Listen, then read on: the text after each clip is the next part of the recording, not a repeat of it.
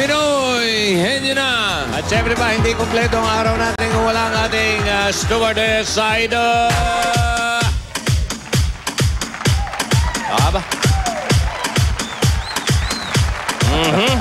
Anong meron tayo ngayon? Parang bagong-bango ka. Hello, sir. Good morning. How are you? I'm fine. Well, Were you able to sleep well? yes, a lot of sleep. A lot of sleep and you just woke up. Okay, maganda pa rin kahit wala makeup eh. Ano meron tayo, darling? Well, back from the beginning. Wow. I have mixed nuts. What kind of nuts? Sungsong, sweetened pili nut, garlic nuts, cashew nuts, and cornic. Cornic. You like nuts? I like nuts a lot. I love nuts. You love nuts. Okay. Are they clean? I wash the nuts. Okay.